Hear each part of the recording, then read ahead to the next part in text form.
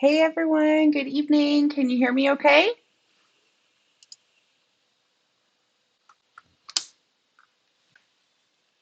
Do a sound check. Tamina's on with us. Good evening, Tamina.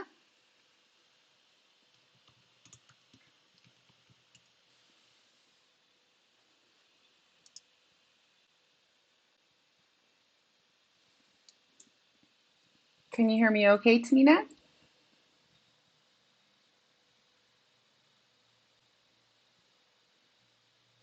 Yay, that's great. Okay, so there is a little bit of a delay, but that's okay. Thank you so much for joining. So, for all of our viewers, got a little, busy in the city of Man this evening. Yeah, everybody's, well, schools at least are closed, and we're doing online learning from home across the country. Yeah, everybody's just taking precautions to stay healthy and safe. Yeah, I had to go myself out just to get a few items. And it was crazy busy out in the city. So I was a little late getting back. Just got in at like 7:05. So sorry for being late this evening, guys.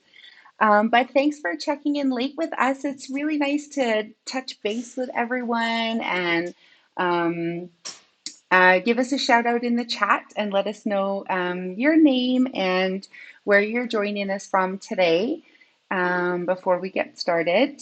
And just let me know how you guys are doing. It's a kind of a crazy time in the world right now. Yeah, it's important that we check in together and just make sure we're all doing okay.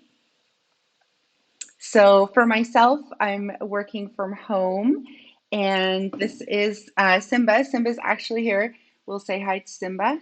Hi, Simba. Simba likes to sit just underneath the laptop while I'm running my calls. So this is like his favorite place to be while I'm doing support calls and working. So that's nice. We keep each other company. In case you needed some smiles, there was Simba for a little visit. Okay, so for this evening, then we'll get started. Tamina, it might just be you and me with everything going on in the country, but that's good. And then everybody can follow along later at their convenience. So today we decided to switch it up a little bit just to support the community for anybody who's new to Google Classroom in Amman, Jordan, and just help them out a little bit with the next series, which might be what it would look like from a student view in Google Classroom. So we'll take a look at what a student Google Classroom looks like so that you're able to see what the students see. And that way, if you have any questions or emails from students or parents, you'll be able to support a little bit more once you see what it looks like from the student account. So you may have already seen that. If not, we'll take a little tour. All right, so yay, Tamina says it'll be like one-to-one. Yes, I love that, right? So, and please jot down in the chat, as you know, Tamina, if you have any questions or if you'd like to share something. This is a super open webinar. We're just here for the viewers. So definitely shout out if you have any questions or you'd like to share something cool. I know you've been experimenting with some really cool Google tips and tricks in the classroom, including first day of online learning today. So that's fantastic. Okay, so let's get started. So student accounts. So basically what we're going to do is we're going to log in as a student. We're going to see what does that look like. So I'm going to just switch my view here. All right, perfect. So here we have google.co.uk, and we're going to sign in as a student today. So from the main page, we're going to go to the top right-hand side and you see the sign in button. So just like you do as an educator, you're going to click sign in. And if you've signed in as a student before, then as we see here, the student's name is active. And just for the purpose of these calls, these names are just made up just in case anyone's wondering and for training purposes. And if you haven't, then you can click use another account. So this is going to be super helpful for any members. Sorry, guys, I have cat hair in my face. Maybe it was not a good idea for Simba to come. I'm just joking. Um, so yeah, if you have, sorry, there really is cat hair everywhere. Wow. Okay. If you have more than one user using the laptop or the iPad or the tablet in your house, if you are sharing devices with your siblings or your parents, because probably a lot of people are going to be working from home in your family, then you may need to have several accounts on your browser when you log in. So this is one way that you can do it, and you can click use another account and it's going to ask you to sign in. So I'm just going to click back on my browser because I am going to show you Ahmed's account today. So you just enter your email address. And then once you've entered the email address as the student login, you're going to enter the password.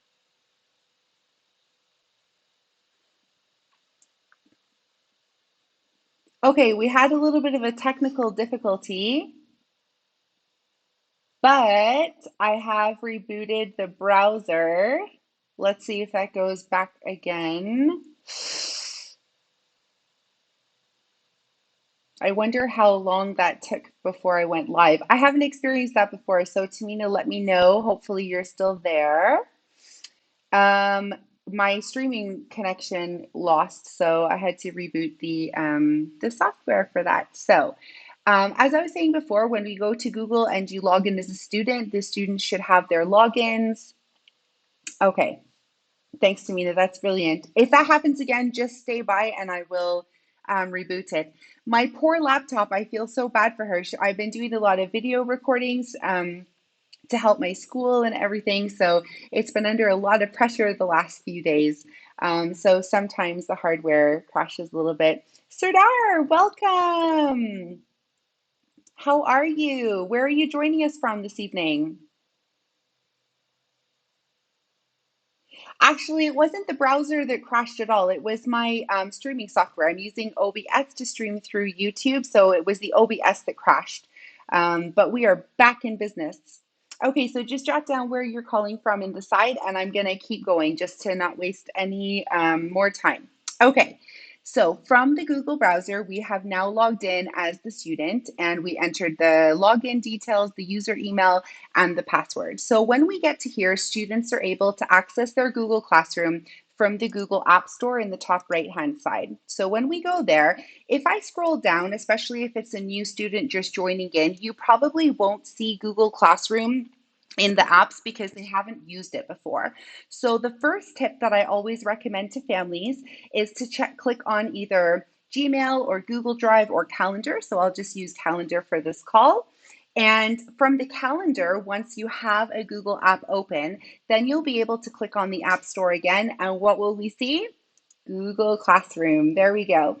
So now we're in, and we see here A for Ahmed on the right-hand side. And I'm going to click on, not the account, I'm going to click on Google Classroom, which is the second icon underneath. And it's going to open a brand new tab for Ahmed's Google Classroom. That's great. So Sidar's joining us from Saudi Arabia. That's so awesome. Sidar, welcome. I hope everything is going okay for you in Saudi. Sorry, more cat hair, guys. Um, and that's great. Thank you for joining. We're so excited always to have educators from different countries. So that's wonderful. We hope you can join again later. Okay, so this is the Google Classroom view for Ahmed. This means that Ahmed is in year 3 and he's only got one Google Classroom. If you are a high school or secondary student, then you may have multiple Google Classrooms. It just depends how your school has set up Google Classrooms for you. You could be in a situation where your school hasn't set up Google Classrooms and you're just opening up your own Google Classroom to help with the online learning during the school closures this week and beyond. So if that's the case, that's fine, and that student would also only see one Google Classroom. So in order to access the Google Classroom, the student will just click on Google Classroom. And as you can see, it pretty much looks the same as what the teachers see. One of the big difference is at the top of the tab, the students won't see grades unless anything's actually populated there. So if your school is using the grade feature where they're using assignments that are graded and there's rubrics and originality reports and all that other good stuff. If your school is using it and there are grades going through Google Classroom, then the student would see the grades tab so that they could check their grades. If your school is not using grades because that's not something that they want to share with students to keep the learning more based on the joy of learning and the progress and less stressful for the students also, then they wouldn't see grades. Okay, what else is different?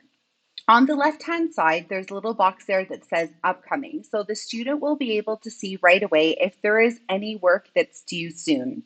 So right away, if you click on view all, it will take you to a special page where the student can see what assignments have been assigned to them, what the teacher has set for them to do. It will show the title of the task, it will show the due date, and it will show when it's due, or in this case, because we set that a while ago, it shows as missing. So this really helps at home when students want to see at a bird's eye view, what are they going to have to work on now, what can they leave for another couple of days or for next week. So it gives them a really good bird's eye view. Also, if you are a parent, they're going to be able to see also what their child has due if they're looking at the Google Classroom together from the same device. So it helps the parent be involved in that learning journey. So this is really important. If I click on Plant Life Cycles, it actually opens up the Google Classroom attachment so that you can see any of the post information there, and the student can actually click on View Details, and it's actually going to take them directly into the assignment for that activity, which is really, really awesome from Google. So it doesn't mean that the students have to click back and go to the classwork tab again and then go to find their assignment. Everything is linked directly in. So I'm just going to show that one more time and check if there's questions about that on the right. From the main classroom stream, when a student enters their Google Classroom, they are going to see a box on the left-hand side that allows them to see all of the work that is due for that classroom. So just by clicking on View All, they're going to be able to see everything located there. Okay, so I'm going to see if there's any questions about that. Just go ahead and type, guys. I know there's a bit of a lag and I'll get to it when I see it pop. Okay, so now let's go back to the classroom, the Google Classroom stream. And it's the same as you see from the teacher view. You can scroll down and you can see all of the posts in the Google Classroom that have been made. So you can scroll through. If your students are using Google Classroom for a lot of things, that's going to get pretty the stream is going to get pretty busy pretty fast. So as an educator, definitely a really good idea to use the topic feature in the classwork tab, which is where we're going to go now. So it's the second tab at the top. And if you are new to using Google Classroom or your student is new to using Google Classroom, this is what's going to pop up. Google is super helpful. We all love Google, and it's going to give you little pop-up tutorial windows to explain all of the different areas when you enter a new section of Google Classroom. I really love that. So if your students are new to using Google Classroom, just give them a heads up, let them know, send them an email, whatnot, to follow along with the pops that come up in Google Classroom. It will help them a lot. So I'm going to click Got It. And then they basically see the same thing that we do. We see the topics on the left-hand side and we see the work that has been set by our teacher. Now, what's interesting that you guys need to know, I'm going to switch the screens back to the teacher view now because I want to show you something important. In this Google Classroom from the teacher view, if you look on the left-hand side, how many topics does everybody see? Okay, there's a bit of a lag, so I'll just keep going. So there's at least, a 10 or a dozen topics on the left-hand side, right? So interestingly enough, I'm going to switch the view back now to the student view and ask you to tell me how many topics you see in the student view. And we actually only see 2 topics. So tip number 2 is that when you actually are using topics to help you organize classwork, students are not going to see those topics until the teacher has actually populated the topic with an assignment, a material, a question, etc. Okay, so we're going to look over to the chat. Tamina has a question. Yes, exactly. So Tamina's asking, students only see topics for due items. That is a really good question, Tamina. So the answer is no. The student only sees the topic if the topic has something posted under it. So that's a really good question. So for example, you might post a material, let's say a video that you'd like them to watch, but you haven't posted an assignment where they have to hand something in. So there'll be no due date if you just post a material. That will still show in the topic. It's only if a topic is actually blank will the student not see the topic. So let's go back to the teacher view to take a look at an example. So I'm going to switch back to my teacher view. So if I click, for example, on Arabic, we can see there that there are no posts from the teacher in the Arabic topic. So this is why in the student view, and I'm going to go back to the student view now, in the student view, we don't see the Arabic topic because there's nothing posted by the teacher. So it allows the teacher as an educator to set up their Google Classroom and not have to worry about the students seeing empty spaces that it will populate as they go. But it's a really good tip to have because it means that you can let your students know that they might start to see topics become available as they go throughout the week. All right, so second question. Yes, Sidar, that's correct. If nothing is posted to the topic title in the left-hand side will not show at all. It won't be visible. Good question. And then Tamina says, what about if we post a material? Yeah, perfect. So I got that. No, that's perfect, Tamina. That's the whole point is for you to use things that are helpful for your students to see stuff. So that's really awesome. Yeah, Tamina says, will Google start subfolders? It's really exciting time for Google as well as for, I'm sure, a lot of companies around the world right now who are undergoing immense number of feedback from educators. So for Google for Education, for example, as trainers and GEG leaders, we are sending lots of feedback through the feedback button. We have one to support product features to allow Classroom to be even more user-friendly for educators and students. So I totally encourage all educators to feedback to your IT administrators, whoever is responsible for the Google administration at your school, give them your feedback because when we put a lot of feedback through, Google's awesome and help us with those changes. Of course, we can't promise it's going to happen or when, but the more we give feedback, then the more they're going to try to help us out, right? Because that's the whole point. And Google's really been awesome with that. I know personally, I've submitted some feature suggestions in the past, and they have come through. Not saying that it was because of me, of course. I'm sure there's been other feedback, but it is important. And as with anything in the world, the more we share, the more we can help support create change. So I definitely encourage you guys to do that. And so yes, Tamina, subfolders is great, and I'm definitely happy to submit that as a product feature update request.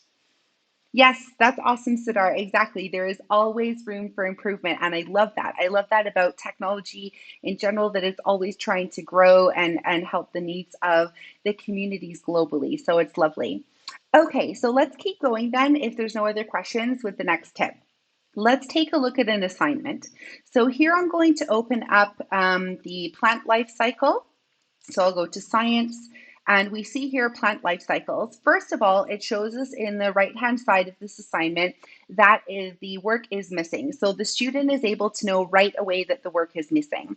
Another really good thing to keep in mind is that if your school has turned on their Guardian summaries, that means that any information through the Google Classroom is going to be sent as a little report file by email to parents. So if your school has loaded parent emails into Google Classroom called the Guardian Summaries, which we looked at the other week, then they would be able to get this information that this assignment is missing for their child. So it's a really nice way, again, to close that loop, make sure that parents, educators, and students are involved in helping students, their child to succeed. So really awesome.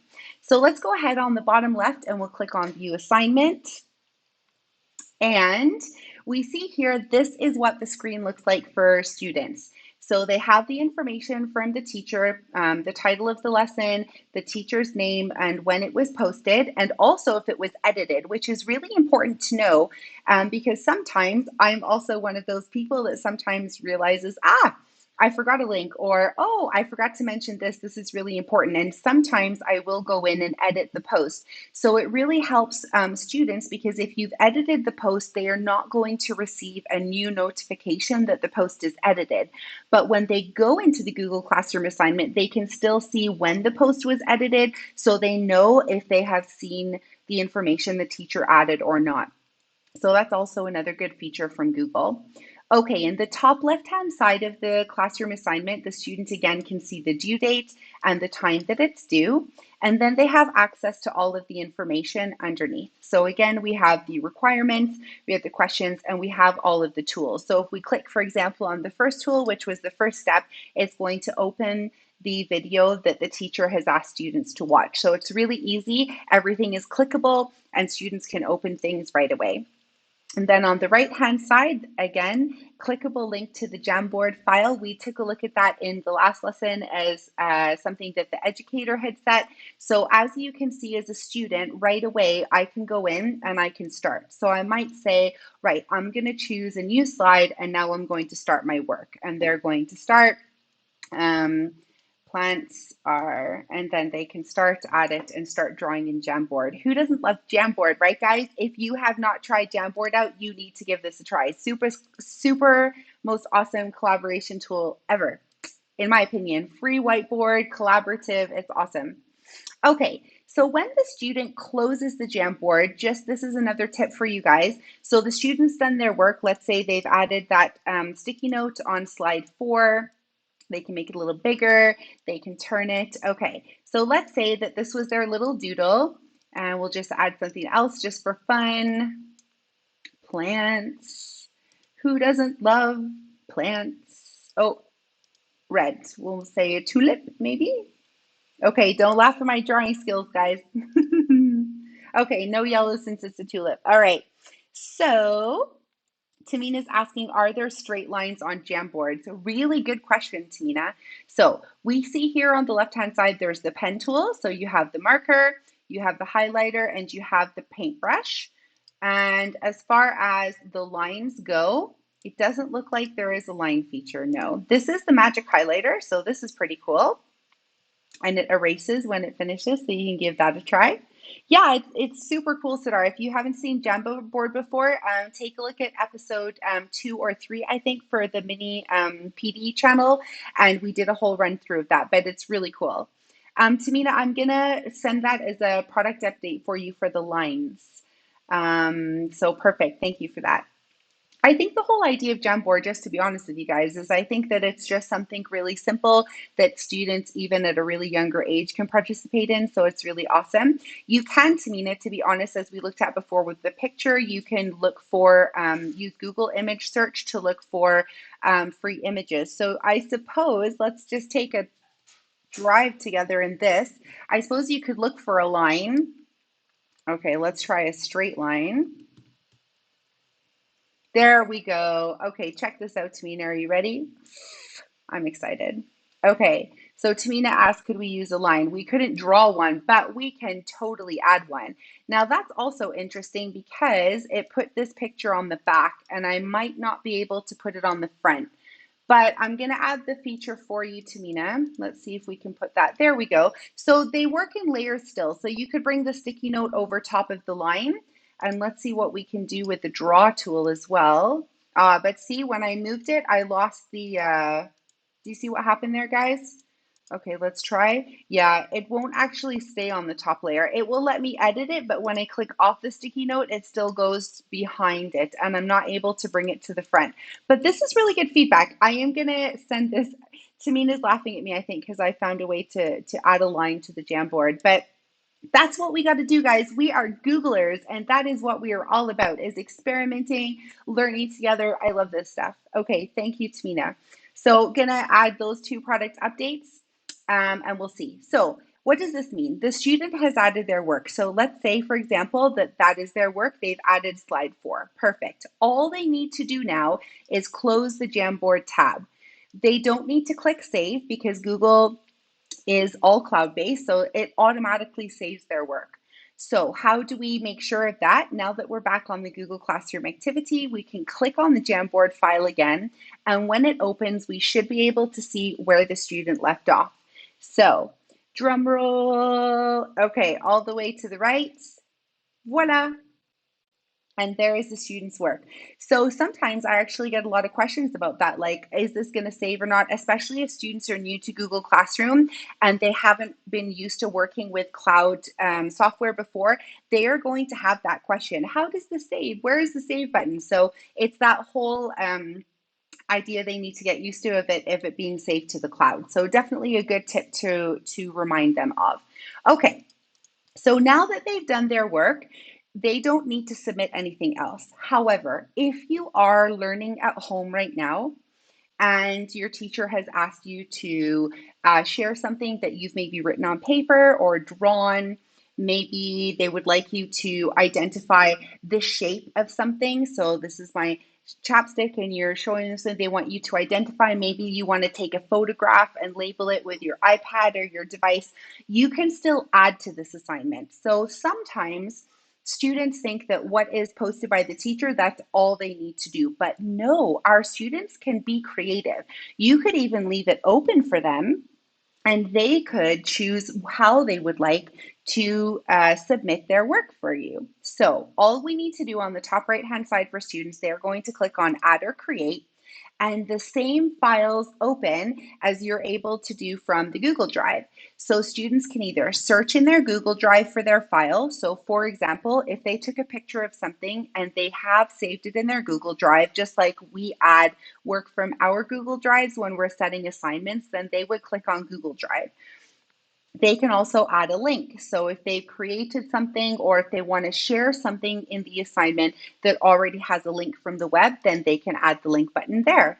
And if they want to add a file, they have choices here, which is something that I really like. They can either upload from, first of all, it will show you all the recent files you've been working on. So if you're working on something new, then it's right there for you. If students would like to upload something from their device or from their laptop, they can click on select files from the device. And as this is a PC laptop, it opens up my my folder. But if they're on a device, it might open up the local save or the photos, whatever it is they want to upload.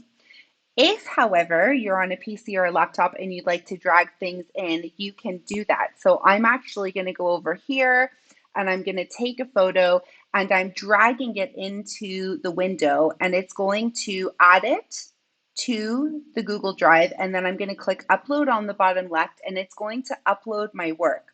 So as you can see, this is our lovely GEGMN logo that I've chosen to upload. But basically, it gives you an idea that students can submit anything from anywhere as long as it is a digital asset like a link, file, image, etc. They can add it. And look at that. Google then tells the student, I can turn in my work. When I'm finished, submit on turn it in. And it gives them the pop to show them how it works. So I'm going to click got it. Now, I have seen, depending in some Google Classrooms, that button sometimes says mark as done. So you just have to be careful. You may see mark as done, or you may see turn in, or you may see hand in. So any of those would be okay, and the student would need to click on that to show that it's been completed. If the student is not done and they have questions, the box underneath shows private comments. This is where they're going to be able to communicate with their class teacher. Can I hand in an extra image for my assignment, Mr. Alfred? Because Mr. Alfred is the training teacher in these training sessions. So I'm going to click on submit. And once I click on submit, the private comment shows the name and the time that the student submitted it, which means I'm about to go over, although I started just a couple minutes late. So if you guys are not stretched for time, I'll just finish this before we go. Then if the student says, oh, actually, I figured that out by myself because I'm super creative and innovative and figured it out and resilient, they can delete their comment. So we'll just leave it as is. And I'm going to switch the window view now to go into the teacher work to see So I'm going to click classwork and I'm going to go down to science topic and I'm going to go to click on the assignment. And if I see on the left-hand side, do you guys see that? Do you see Ahmed's comment? It shows right away. So without clicking on anything, you are able to see immediately that the student comment is there. So for example, today in one of my online lessons, all I had to do was keep this open and I was able to see who was trying to communicate with me. I did swap back and forth and also go back to the instructions tab because sometimes students will leave class comments. So you need to be a little bit flexible and keep an eye on both. Once you're in the student work, and this part is also really important, I'm going to reply to Ahmed. Yes, that would be great. Thank you, Ahmed. So this is now still the educator view and I'm replying to Ahmed and I'm going to click send. When I click send, I'm now going to go back to the student view to show you what's going to happen because this is another top tip that a lot of educators new to Google Classroom aren't necessarily aware of. So I'm going to go back to the student view and you can see here that the comment has been posted. Now, Ahmed can see the comment from the teacher right away because Ahmed has not handed in his classwork. So now what I'm going to do is I'm going to turn in the classwork. So let's say Ahmed is finished with his project and he's going to hand in his classwork. Remember, it could say hand in, mark is done, or turn in. Now Ahmed has the choice to unsubmit it. If the next morning he wakes up and he's had a super awesome moment where he has decided that he wants to add something creative, he can actually click unsubmit to his work and it will unsubmit and then he can resubmit it again, which I really like with Google because it allows students that flexibility to say, oh, to go back. You know, we're always trying to say with assessments, you know, try again. It's not about the grade, it's about the progress and the learning. So Google gives us that opportunity with assignments. So I really like that as well. Okay, so for this example with the comments, I'm going to click turn in again. Now Ahmed has turned in his Google Classroom assignment. Let's go back now to the teacher view. So I am going to go back to the teacher view. There we go. And I'm now going to add another comment. Actually, I don't think you guys can see that too well. Let me put that up a little bit. Okay, there we go. Sorry, I hadn't realized you couldn't see that. Okay. Okay. Would you like to add a second one? And then I'm going to click on send. Let's go back to the student view now and see if Ahmed is actually going to see that. So Ahmed has turned in his work. I'm going to click refresh. And what do you guys see? Oh, Google proved me wrong today. Okay, so this comment did go through to Ahmed. However, I have seen in some situations, in some schools that I've worked at the last years, that sometimes students don't always see the comment from the teacher after handing in the assignment. So just a heads up, in case that happens to your domain, your school, you might need to return the Google Classroom assignment to the student so that they can see your feedback. So it's probably a good idea anyway, because when we give students feedback, we want to give it back to them, right? So it's a nice habit to be able to get into.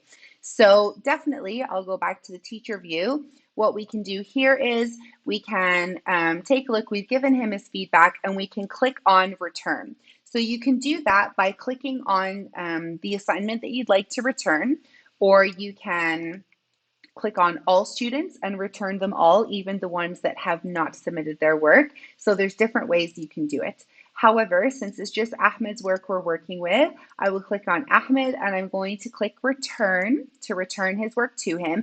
And Google gives me another opportunity to give feedback. So since I've already given Ahmed 3 pieces of feedback, I don't need to do it again. So I'm just going to click return and I don't need to add another comment. If I haven't added any comments earlier, then it allows me to add another comment here. A nice thing with this feature is that if you click on all students and you want to return all assignments, it gives you the notification that not everybody's done with it yet, which is nice. And when you click on return, it's going to give you the opportunity again to add a private comment, but this time the private comment is going to be added to every student's assignment. So if you have a general comment that you'd like to give to, let's say, 2 students, this is a really nice way of doing it without having to copy and paste, which is another thing you could do. But Google's all about being efficient, right? So you could actually click on Ahmed and let's say I want to send Jenny the same feedback. And when I click on return and click return again, I'm able to give a comment to both. Way to go with your Jamboard creativity. And when I click return, this comment is going to be posted to both students. So what's really nice is that Google's not all about differentiation when we when we set tasks for students or ask them to complete assignments, but they allow us to differentiate our feedback as well. So it's really, really awesome. Okay, so I'm now officially 4 minutes over since the time I started the recording. So we'll close it from there. But I'm going to go back to the student view just so that you can see that the comment was added by myself. Do you see that down at the bottom? Way to go with your Jamboard creativity. All right, I'm just going to look at the comments to see if there's any questions about that. Yeah, Tamina says maybe Google update that. You know what? You're absolutely right. G Suite for Education has been nothing short of absolutely impressively awesome the last week with all the stuff that they have thrown together the last weeks to try and help educators globally. And I am so grateful that I get to support people with these awesome tools that they're always giving us for free and to help us with our roles in education. So you're right, Tamina, maybe that feature was updated. To be fair, I've been so swamped the last few days, I haven't been able to see the recent updates. So you're absolutely right. Okay, so this is what it looks like from a student's view. I'm going to go back to the Google Classroom. And we've taken a look at a few different views from a student's perspective. So I just want to check in with everybody. If there's any questions about anything that we've seen today, we took a look at the bird's eye view on the left-hand side to see any assignments that were done. If we check here now, we can see that Ahmed has handed in the Google Classroom assignment. It actually shows him that he did it late. I'm sure in the school closures that are currently happening around the world globally, late assignments are going to certainly not be a massive issue for educators, but it is important to know if things were done on time or not. So Google lets students know that as well as teachers. So go back to the main screen while everybody has a think if they have any questions. I'm going to go back to the teacher view and go back to my agenda. It's interesting, these little mini PD sessions, because I always try to get through 1, 2, or 3, and then I end up doing them together at the same time, which is also really awesome from Google because that's the way everything works. Everything's integrated and just app smashes really well together. So we took a look at student accounts, we took a look at some troubleshooting tips, and I think I answered some questions. I'll just give it another minute to see if anybody has any more. Really exciting to have Tamina and Sadar from Saudi with us. And I'm really happy to share with you guys the student view. So let's see. While we're waiting, Simba is sleeping in front of me now, in front of the laptop. So that's nice. Super cute. Yay! Thank you for joining, Tamina. It's been a super busy week for everybody in the city of Amman. So it's really nice that you were able to come out and share with us. And Sadar from Saudi, thank you so much for joining. And I hope that both of you found this a little bit helpful. Oh, that's great. Well, it was really nice to have you. And let's keep in touch and see how we can support more in those areas. Yay! Well, that's exciting.